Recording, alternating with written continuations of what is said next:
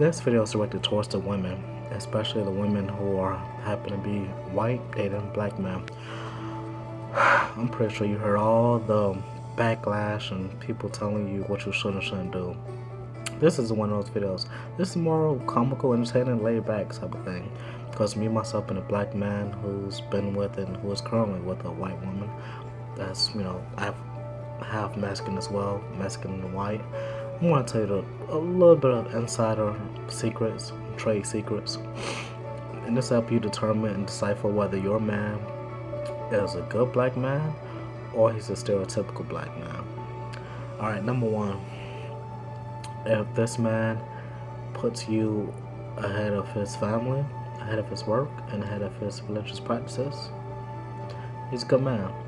And I'm going to explain that in depth a little bit right now because this is directed towards the white women, Asian women, Latino women who dates black men or married to a black man specifically. Alright, here's the thing about that. Now, if he's a busy man, he's working all the time, he has his career, he has his goals, he has his family. You can't expect a man to spend 24/7 with you just as vice versa. He can't expect you to spend 24/7 with your time with him because he's always working. Now, with that being said, if he makes an effort to clear a schedule for you, obviously you know he's the real deal. He's a man you want to take seriously and maybe introduce to your family after 6 months of more of dating sometimes. If you have children, especially after dating for a period of time. Number two, does he call you and leave you cute voicemails, text messages, spontaneous love letters, etc.? He's a good man. He's not a stereotypical black man. And I'm going to explain why he's a good man by doing that. Now, some men may say it's been soft or, immature or childish. But no, women love cute notes, letters, poems, haikus, songs you write for them. They love that stuff, man. So we, as a collective, as men, because I'm a man myself, start doing more of that. Because if you take care of your woman, you excite, challenge, and stimulate her mind, body, and soul every day, she's not going to cheat on you, I guarantee. If anything, she's going to become a little obsessed with you. And that's the kind of woman you want to have around, black men and other men out there. Because you don't want a woman who gets complacent with you, that just sit around and say, we're going to have beer and peace on Friday night. We're going to go to the bar on Saturday evening. We're going to hang out with friends Sunday night. Every single week for a whole year. That's boring. Nobody wants that. So in order to get from going to that point, I understand, what you could do is say, hey honey, as a black man or whatever, if you date, woman that's black, non-black, whatever. But you could say, hey, how about you get dressed Friday night and I'm going to surprise you. Don't tell anything, don't give any clues, just set up the roses, set up the music, set the tone. You don't have to go 50 Shades of Grey, Christian Grey on them, but something introducing to that level, women love it. Because most of them admit they love the 50 Shades series of books and movies that's coming out every year now. So you don't have to make it so BDSM, so dominant, unless you like that kind of stuff. But most women have their own sexual taste and passion. So just make it generally romantic and spontaneous. Don't tell her, let her leave the house when she go to work on Friday morning. Which by the time she get home, you be her home by a couple hours and surprise her with these things. I promise you she's going to love you forever. Number three, does the man, this is towards women like I said, so does the man introduce you as a conquest or as a partner? That's the difference between the stereotypical black man who dates black women or non-black women or the good black man. Because the good black man, he's going to see you as his partner, not his property, possession, side chick, trap queen, etc. I know all the terminology, but I'm not talking towards that group of people, so it don't matter. And if that's the case, well, you know what? Hey, if he takes you serious and if he really, really introduces you as a partner, a lover, and a soulmate, that's the kind of man you want to introduce to mom, dad, sisters, brothers, friends, neighbors. You don't introduce the stereotypical one, because stereotypical black man, number one, he's not going to call you, text you sweet things. He's going to expect you to jump when he says come, go, etc. Number two, he's not going to put his lack of goals in front of you. He's going to expect you to help him get his record album or help him sell shoes or sell whatever, because that may be what he does. Nothing wrong with entrepreneurship, because I'm an entrepreneur myself, so I know about entrepreneurial skills. But what I'm saying is, You want a man that's not gonna expect you to be his provider, but you're gonna be each other's provider. And that's the kind of man black women and non-black women should aspire to be with. And these series of videos are directed towards this group of women for that reason only. Number 4. Does he come over to your place spontaneously, randomly, surprise you with flowers, candy, and jewelry? Not just for today for Valentine's Day, but in general, any day of the week, any month. If that man does it, he's a good black man, not a stereotypical black man on the left. With that being said, these are the reasons why women have to recognize the difference between the two, especially non-black women growing up. Because if you're raised in a household where it's a man and woman that's another race, nationality, ethnicity, they don't know the difference. Especially when you turn 18 and go to college and go off to this big community, big city, big state, whatever school. She don't know the difference between the two. She might run to a thug or the gangster black male, and she think, oh, they're all like that. You know, Connie or Becky or Stacy or Susie. So what's the difference? And to her friends that may have been around black men for more years than her, they may tell her, hey, hey Becca, we don't think you should date that guy because he may not be the best choice for you. But she'll be like, well, you're racist, you're prejudiced, you hate all. No, that's not what she's saying. What she's saying is that she may have dated one or two or her close personal experiences from other friends in high school who dated those kind of guys. And they're saving you from those like Quaviuses and Marquans and all those guys because you don't want those kind of, let's just call it what it is. If you're an upstanding non-black or black woman who's dating, who's going to college, who's taking care of herself, who's responsible, you don't want no man that's going to live off of you. Let's go take your rent money, your car payments, drive your car around, and have you doing everything for him, paying your bills, and it's taken out of your mouth. You don't do that, especially when you have responsibilities and goals in life. So that being said, number 5. Does he, for any holiday of the year, but does he go above and beyond to make sure it's your personal experience and it's making you the woman you want to be, making you happy? Because if he does that, he's a keeper. He's a good to great black man, not a stereotypical black male over here on the left. And the reason I said these 5 things because they're generalizations. It's not specific. It's a case by case basis. Every person's different. Every situation, every lifestyle and path may be different.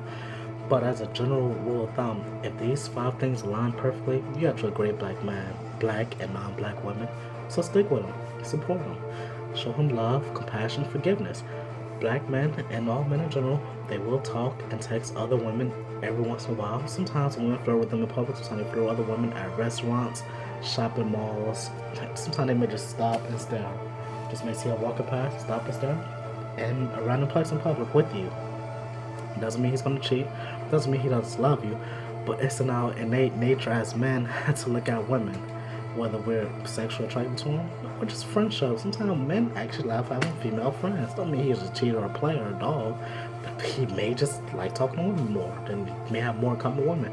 Like me myself, all my life, I've got along better with women than men because I'm intellectual and I'm knowledgeable of different topics and different backgrounds in society. So I tend to not watch so many sports and be into a lot of race car, NASCAR, Hustler magazine. I'm not into that kind of crowd. So I get along with women generally more than men. And it's nothing personal, it's just who I am. So for women out there that have that same kind of man, don't take it as a threat, don't be jealous. But just sit back and say, hey, he could cook, he could clean, he's gonna help you out when it comes to baby showers, wedding party, wedding planning, all those things. He'll be a great asset to you, your family, your friends. So look at it as a good thing. Don't emasculate and make it feel like he's less of a man because he don't watch football every day or go out smoking and drink with the boys every other night. That's kind of man you probably don't need anyway. But we'll get into that another video. As I was saying, number 6. When he goes to your workplace, to your family's home, is he respectful to your family and friends? I'm gonna explain that. If you introduce yourself, hello, I'm John Markham Jr. That's a good black man. Keep them black women and non-black women on the right. However, on the left, hey, what up, y'all? What up, dog? If you talk like that, I'm sorry. Whether you're a black woman or non-black woman, white woman or whatever, you don't bring that fool home to your parents, especially if you're non-black, and you know that they already don't like black men in general. Because all you do is pissing them off. I myself, as a father right now, if my son brought home a ratchet woman, a ratchet girl in the future, do you think I would not say, hey son, what's going on here? How did you meet her? Why did you end up with her? So it's the same thing a lot of these white fathers are looking at when they see their white daughters bring home these bad, stereotypical black men to the left. Not the good black men I'm telling you about on the right, okay? So let's just get the discussion clear for a second. With that being said, number 7.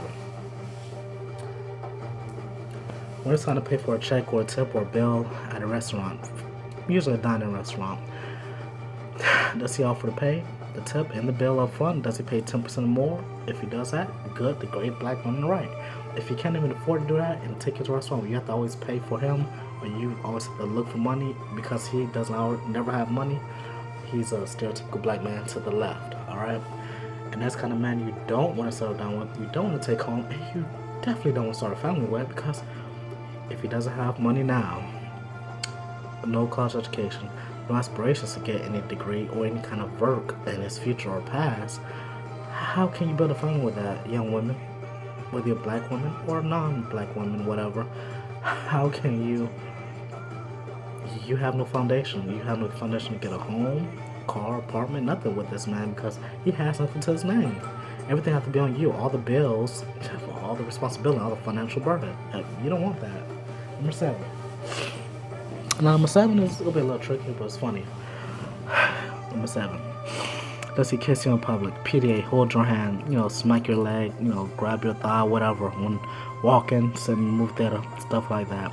If he does, he's probably a good black man to the right. Because here's the thing, a gentleman and a prince will always respect your boundaries, your space, in public or private. And, it gauges, the more you get to know him, the better you know if he's gonna do that or not. But the stereotypical black male that dates a black woman, non-black woman on the left, what he's gonna do it wherever he is. Like, for example, in front of your mom at your mother's house, he's gonna grab your ass and kiss you while he holding you. You don't do that. I'm sorry. Any gentleman, black men or not, will not do that.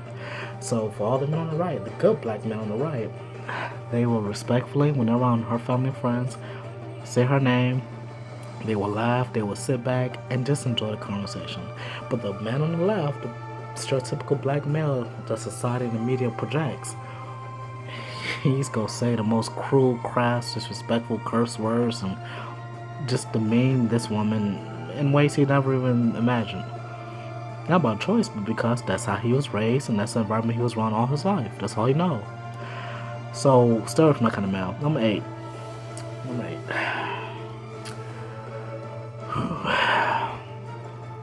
Does he offer to take her shopping, which is you, black women and non-black women? Does he offer to take you shopping sometime? Not for Christmas, your birthday, no, but just any random time. Hey, honey, let's go shopping. It's on me. Because if he does that, he's the great black man on the right. If he doesn't even attempt to do that, you may put him on the left, stereotypical.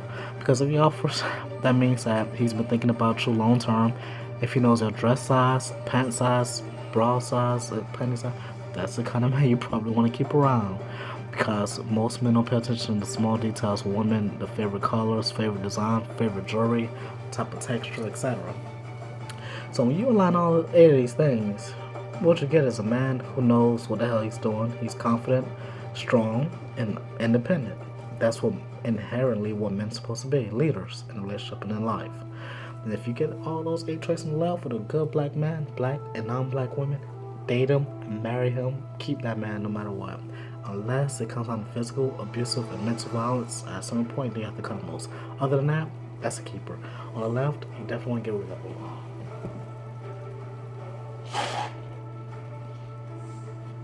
Sorry about that. Number 9. Number 9 is getting good, but it's just a physical thing.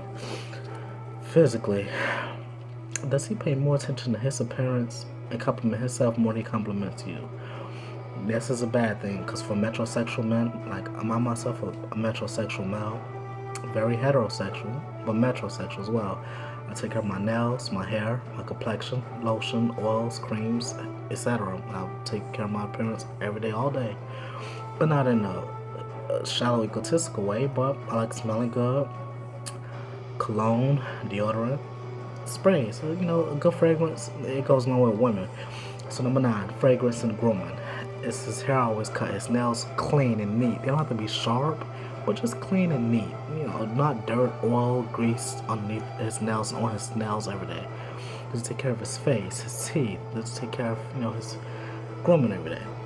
That's important. Hygiene, I'm sorry, but man, if you're not doing this, you better start doing it if you're in a relationship or you're trying to get a relationship. Because if you bring home a woman and she see your car is dirty and smelly, your house is dirty and smelly, she don't want to settle down with you, man. It's always odors.